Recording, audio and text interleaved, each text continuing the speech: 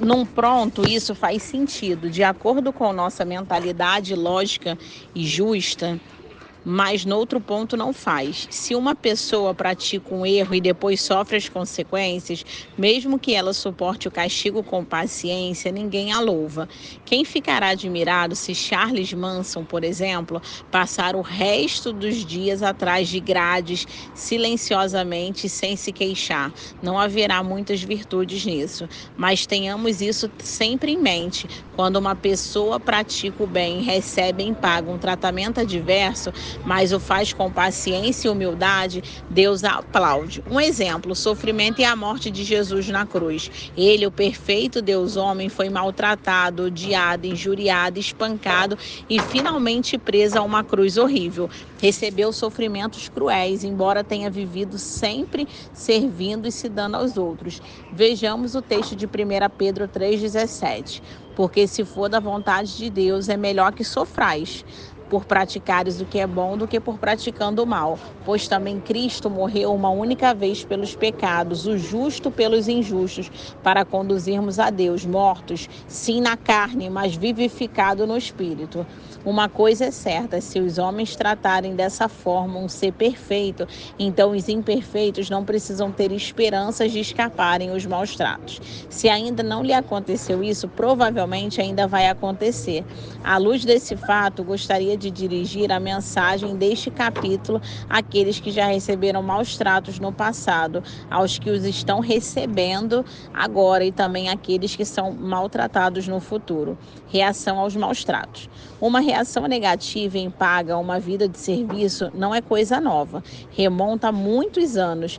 Durante todos esses séculos, os servos de Deus, homens de bom coração, de vida sacrificial, caridosos, pessoas que amaram, têm recebido maus tratos. Não conheço outro texto mais comovente da Bíblia do que o de Hebreus 11, que mostra a realidade dessa paga negativa por uma vida de serviço. Olha o que diz Hebreus 11:35.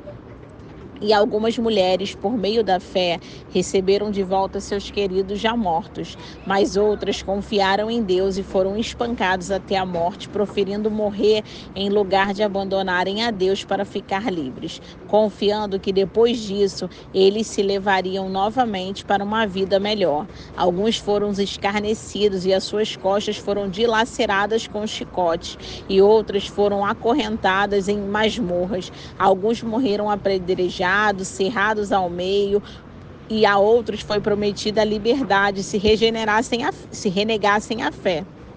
E depois foram mortos à espada. Alguns andaram de um lado para o outro em peles de ovelhas e de bodes, vagando pelos desertos e montanhas, escondendo-se em covas e cavernas. Passaram fome, ficaram doentes e foram maltratados, bom demais para este mundo. E estes homens de fé, embora tivessem confiado em Deus e recebido a sua aprovação, nenhum recebeu tudo quanto Deus lhe havia prometido.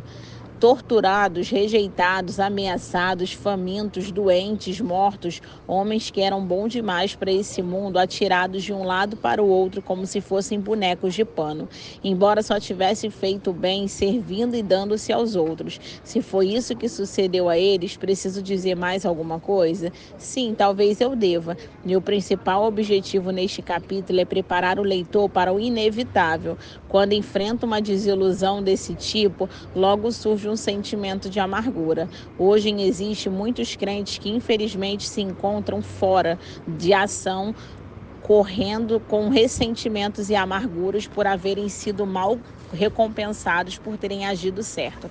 Se este capítulo conseguir evitar que alguém fique paralisado em virtude da amargura e da desilusão, terei atingido o meu objetivo, o lado sombrio do servir. Voltemos a 2 Coríntios 4, um trecho da Escritura que temos analisado diversas vezes. Talvez ainda estejam lembrados das seguintes palavras. Vamos ler o versículo 5-7. Porque não nos pregamos a nós mesmos, mas a Cristo Jesus como Senhor, e a nós mesmos como vossos servos por amor de Jesus. Porque Deus que disse, das trevas resplandecerá a luz, Ele mesmo resplandeceu em nosso coração para a iluminação do conhecimento da glória de Deus na face de Cristo. Temos, porém, este tesouro em vasos de barro, para que a excelência do poder seja de Deus e não de nós. São palavras de um servo sincero, humilde, de coração aberto. Nós, os crentes, recebemos um tesouro de enorme valor, o glorioso Evangelho, num vaso muito frágil e perecível, nosso fraco corpo. E existe uma razão para isso, é para que ninguém tenha dúvida de que esse poder tem a sua origem em Deus e não no ser humano. E então, para comprovar a fragilidade humana, Paulo relaciona 4 fraquezas com as quais os servos estão sempre lutando. Eu as chamo de consequência de servir. Vejamos essas 4 coisas nos 2 versos que seguem. Depois as analisaremos e a seguir veremos a ampliação dela em 2 Coríntios 11. Quem tiver lápis à mão deve fazer um círculo em torno de cada uma delas em sua Bíblia. Atribulados, perplexos, perseguidos e abatidos. Em tudo somos atribulados, porém não angustiados, perplexos, porém não desanimados, perseguidos, porém não desamparados, abatidos, porém não destruídos. Tribulação. Essa palavra deriva de um termo latino que sugere a ideia de adversidade, sofrimento. O problema é criado por circunstâncias difíceis ou pessoas hostis. Em outras palavras, quando o servo é atribulado, isso quer dizer que está passando por sofrimentos, opressões e dificuldades. Perplexidade. E Paulo segue dizendo que há várias vezes em que o servo de Deus se encontra perplexo, confuso. Interessante observar que os termos gregos que entram na formação dessa palavra significam sem caminho. É uma imagem de confusão de uma pessoa que não sabe onde nem quem pode pedir socorro.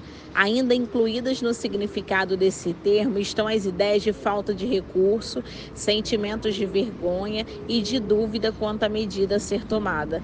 Temos a expressão estar confuso, que descreve com precisão esta sensação de incerteza, mas há mais, perseguição. Originalmente, esse vocábulo significa correr atrás, caçar. É a ideia de ter alguém em nosso encalço, correndo atrás de nós. Trata-se de um termo com conotação de agressividade, contendo uma ideia bem ampla, desde uma simples intimidação até ser agredido e atacado por outrem. Os servos irão sofrer perseguições. Lembremos nossa exposição do capítulo 8, quando falamos sobre a última bem-aventurança aplicando a nossa realidade. Paulo afirma abertamente que isso irá acontecer. Ora, todos quanto querem viver piedosamente em Cristo Jesus, esses serão perseguidos. A perseguição é uma dessas dolorosas consequências do servir, justamente com a tribulação e perplexidade. E por último, ele cita mais uma: rejeição. Abatido.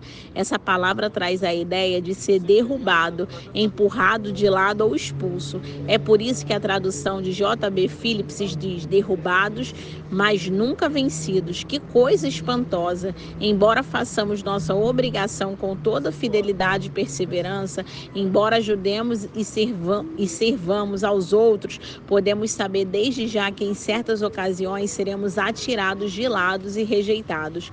Ultimamente ocorreu uma ilustração muito estranha desse fato. Quem gosta de assistir ou de jogar futebol americano, e eu gosto, talvez já tenha observado um fato curioso que se passa no esporte. É um caso muito estranho. O time todo luta para abrir caminho em direção à meta. Eles correm, fazem jogadas ensaiadas, tudo para pegar a defesa adversária aberta. Os minutos parecem horas enquanto os atacantes lutam para marcar o ponto.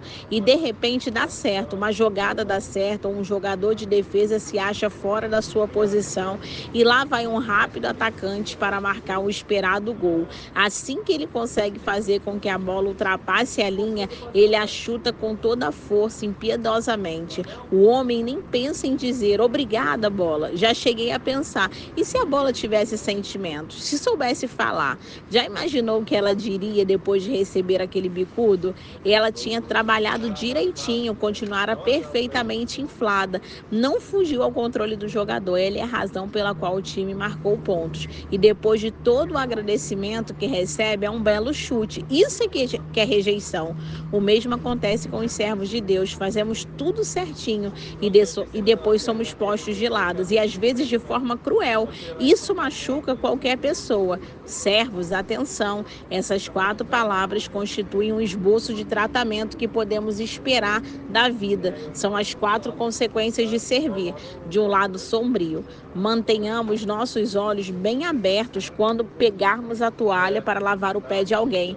Haverá ocasiões em que receberemos um chute desse pé. Pois bem, isso não significa que Deus nos tenha abandonado ou que estejamos agindo contra a vontade dele. Não significa apenas que a gente é gente, ovelha é ovelha. Tudo é parte de um processo a que Deus nos está submetendo para tornarmos humildes, com o objetivo de transformar nossa vida, de modo que tenhamos uma vida semelhante à de seu Filho. Romanos 8:30. As consequências do servir e a vida diária. Mas basta de teoria. Vamos ver agora como essas coisas nos aparecem na vida diária. Abramos em 2 Coríntios 11. O mesmo apóstolo que escreveu o capítulo 4 acerca de tribulação, perplexidade, perseguição e rejeição, agora amplia cada uma delas no capítulo 11. O capítulo 4 fala o que vai nos acontecer. O capítulo 11 explica como isso se dará. Mas antes de ver como esses 2 capítulos se completam perfeitamente, quero mostrar-lhes algo muito interessante. No versículo 23 de 2 Coríntios 11, Paulo faz uma pergunta: são ministros, servos de Cristo?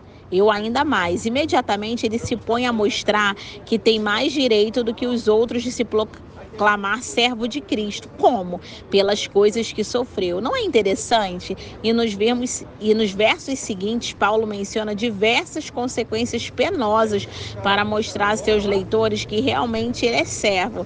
Não há como escapar a essa verdade. Quem se decidir seriamente a formar em si a imagem de Cristo terá que arcar com as consequências. Aqueles que servem irão sofrer. Leiamos esses versículos bem devagar. São ministros de Cristo? Falo como fora de mim.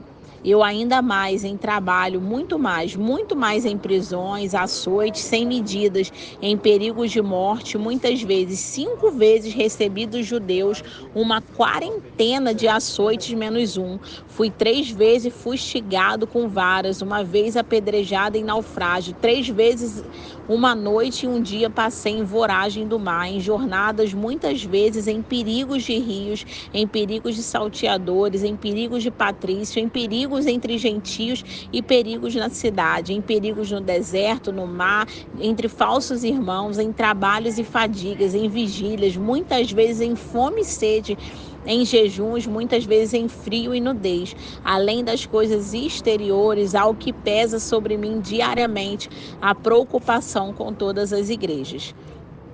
Quanta aventura Paulo tinha para contar.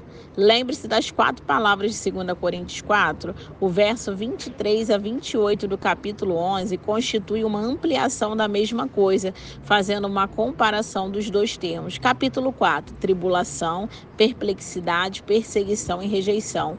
Capítulo 11, tribulação, em trabalho muito mais, em perplexidade, muito mais em prisões, em perseguições, em açoites sem medidas, em rejeição, em perigo de morte muitas vezes.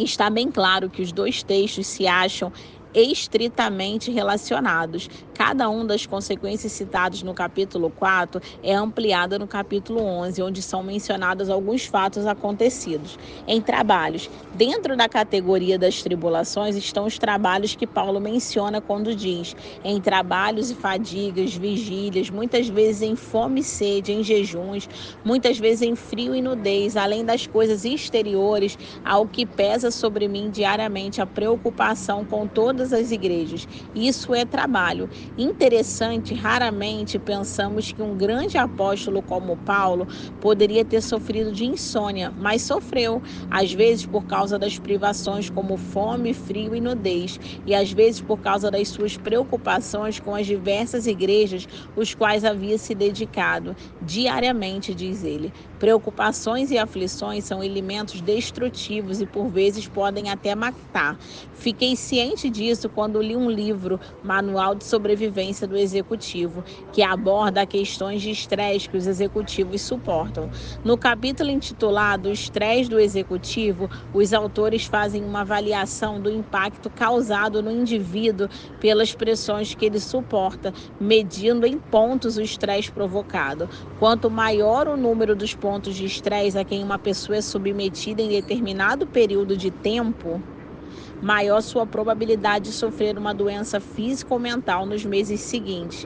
Eles afirmam, por exemplo, que se uma pessoa passa por crises que somem de 200 a 299 desses pontos num determinado ano, a possibilidade dela vir sofrer alguma enfermidade dentro de 2 anos seguintes é de 50%. De 300 pontos para cima, o risco sobe para 80%. Interessante é esta lista de crises e o número de pontos de estresse atribuído a cada uma delas. Morte do cônjuge, 100. Divórcio, 73. Separação do cônjuge, 65. Detenção em cadeia ou outra instituição, 63. Morte de um membro da família, 63. Lesão ou doença séria, 53. Casamento, 50. Desemprego, 47. Reconciliação com o cônjuge, 45. Aposentadoria, 45. Variação na saúde ou na conduta de uma pessoa da família, 44. Gravidez, 40. Distúrbios sexuais, 39. Adição de novo membro da família por nascimento de um bebê, adoção de uma criança ou chegada de um parente idoso que passa a morar na mesma casa, 39. Variação financeira considerável, melhorar ou piorar muita situação, 38. Morte de um amigo chegado, 37. Filho ou filha sai de casa por ter se casado ou para morar em outro lugar, 29. Problema com sogros, 29. Problemas com chefe de serviço, 23. Variação considerável no horário ou condição de trabalho, 20. Mudança de residência e mudança para outra escola, 20. Férias, 13. Natal, 12. Pequenas violações da lei, multa de trânsito, detenção por perturbação da ordem, etc., 11. Lendo o que temos sobre os sofrimentos de Paulo, podemos calcular que a soma de seus pontos de estresse deve ter subido a 400 ou mais. Em prisões. Em seguida, Paulo menciona os terríveis momentos em que ele foi maltratado e aprisionado, correspondendo à categoria de perplexidade. Deve ter havido ocasiões em que ele não sabia quem recorrer. Deve ter sido atormentado por dúvidas e interrogações com muita frequência. Vejamos novamente o verso 26. Em jornada, muitas vezes em perigos de rio, em perigos de salteadores, em perigos de patrícios, gentios, perigos na cidade, no deserto, no mar, em perigo entre falsos irmãos. Ali estava um desses grandes homens, bom demais para o mundo, empurrado de um lado para o outro, sofrendo ameaças, e vivemos sempre sobre a espada afiada do perigo. Somente nesse verso ele emprega o termo quindunos 8 vezes, que é traduzido como perigo. Quem se imaginar em todas essas situações e ainda por cima aprisionado várias vezes, acabará com a sensação de que está interiormente arrasado. A mente começa a falhar, a pessoa começa a indagar-se onde Deus estará naquele instante e a ocasião duvidará da sua existência. O indivíduo fica desorientado, confuso e, além de tudo isso, passa pelo sofrimento mais comum de todos os que já estiveram em cadeias, profunda solidão. Soma-se a tudo isso e teremos o quadro completo da situação. Aqueles que já leram o livro Refúgio Secreto, a admirável história de Corrie ten Boom, aprenderam a apreciar essa mulher forte que se ergueu dos escombros da Segunda Guerra com uma fé sólida como granito. Mas existe uma história como uma tragédia semelhante escrita por L. Wilson, que dá ao leitor uma visão de holocausto por uma perspectiva diferente.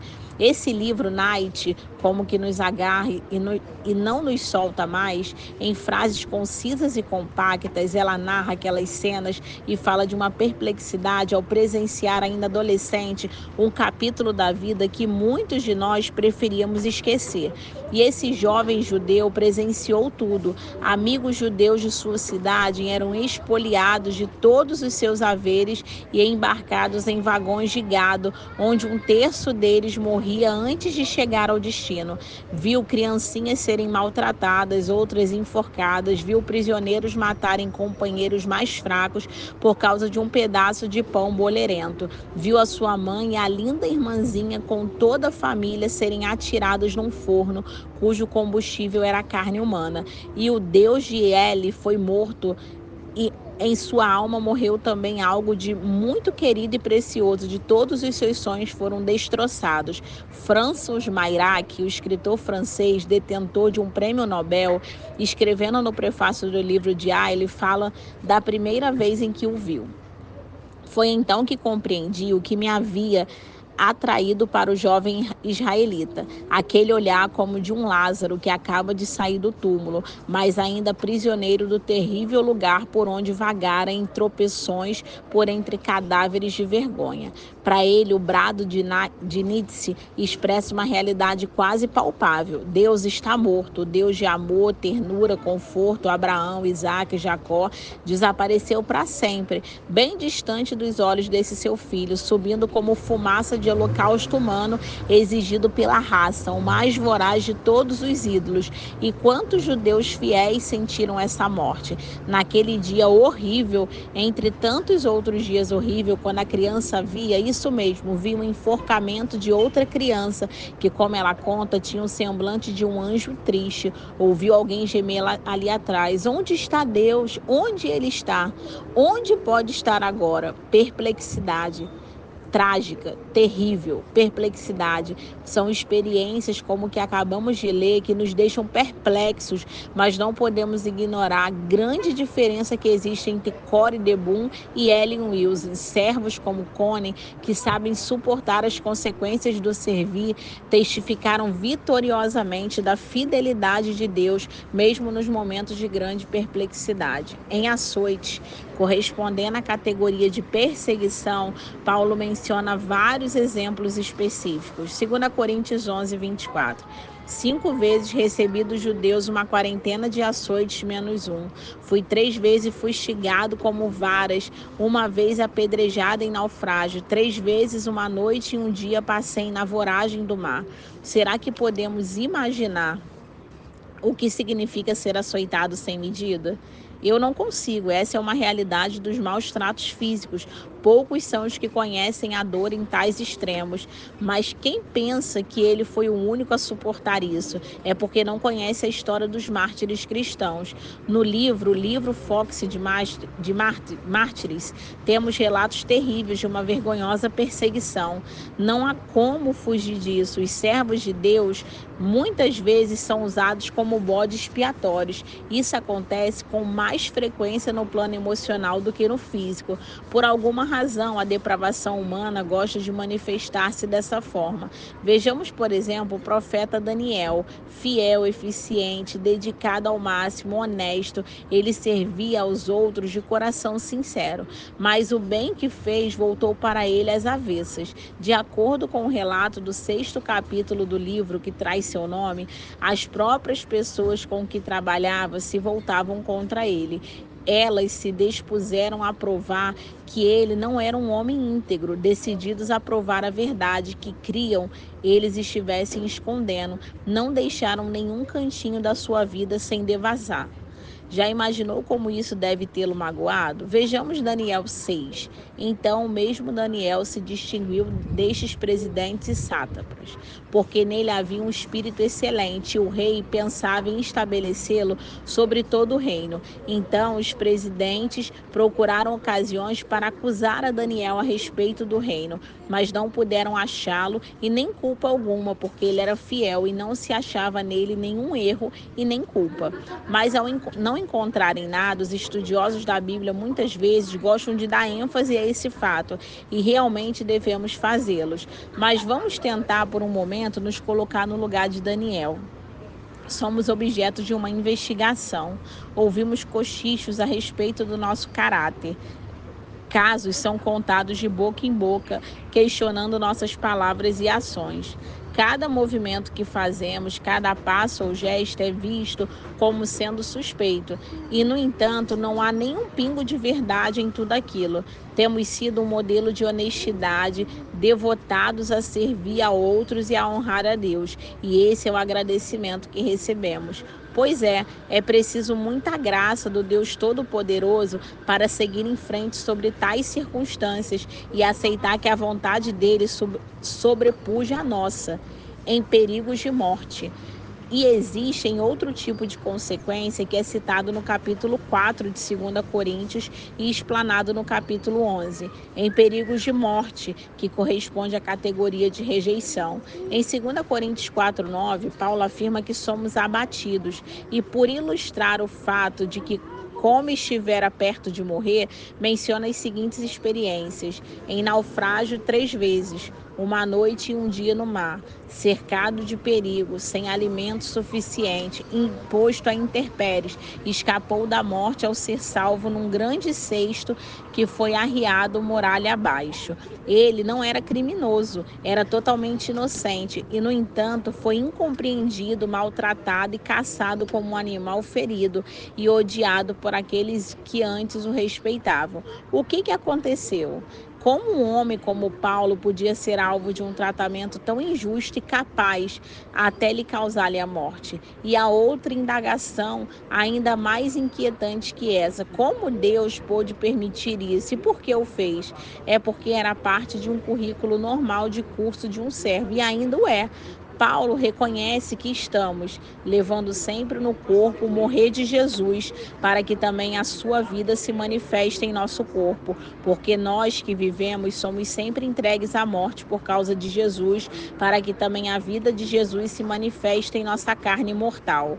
Por isso, não desanimamos, pelo contrário, mesmo que o nosso homem exterior se corrompa, contudo o homem interior se renova dia em dia, porque a nossa leve e momentânea tribulação produz para nós eterno peso de glória acima de toda comparação, não atentando nós nas coisas que se veem, mas nas que não se veem, porque as que se veem são temporais e as que não se veem são eternas. 2 Coríntios 4. Isso é lindo, quase poético. Uma coisa é lê-lo em caracteres negros numa página branca e outra muito diferente é abraçar esse tipo de mentalidade quando o inferno nos ataca com toda a sua fúria. Como o servo de Deus suporta o fato de o chão lhe fugir de debaixo dos pés? Sugestão para suportar as consequências do servir. Recebi muito conforto de 2 verdades que Deus me revelou numa ocasião em que fui bombardeada com uma série de golpes inesperados e, em minha opinião, injustos.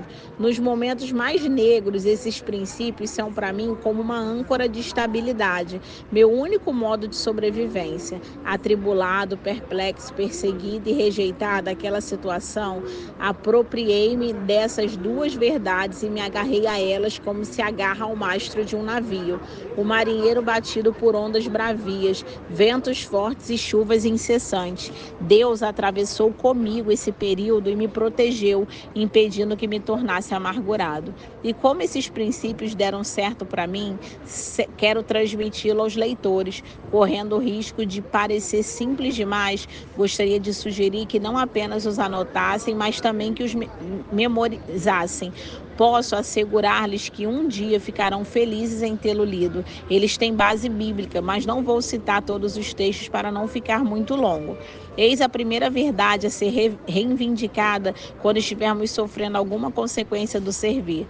Tudo que me sobrevém passa primeiro pelas mãos do Pai Celestial. Tudo, seja o que for que suceder, Deus já o examinou e provou pela sua soberania. Podemos não saber porquê e talvez nunca cheguemos a sabê-lo, mas sabemos que o nosso sofrimento não é um produto do acaso para aquele que guia a nossa vida. Ele não se surpreende com as coisas. Antes que algo nos sobrevenha, passa primeiro por ele. A segunda verdade de que podemos nos apropriar é: tudo que tenho que suportar tem por objetivo preparar-me para me servir melhor os outros. Tudo. Como meu Pai Celeste está determinada a conformar-me à imagem do Filho, ele conhece o valor que, em última análise, esse sofrimento tem para mim. Essa é a parte essencial do processo de preparação. É aplicado com o objetivo de remover das minhas mãos todos os meus recursos pessoais, autossuficiência e me fazer recorrer a Ele, o fiel provedor. E Deus sabe o que é preciso para que entendamos a mensagem. Depois que Clarissa, nossa filha mais velha, teve que ser submetida a 2 cirurgias nos olhos, uma provação que mencionei no meu livro, 3 passos para adiante, 2 para trás, pensei que nossas tribulações haviam passado, mas não. Em meados de 69, ela teve uma queda muito séria e fraturou 2 vértebras. Durante a primeira parte do episódio, ficamos a aguardar as consequências físicas da queda. O aspecto mais difícil da disciplina cristã, em minha opinião, é esperar. Mas Deus usou esse período para forçar-nos a nos apoiar nele e confiar nele.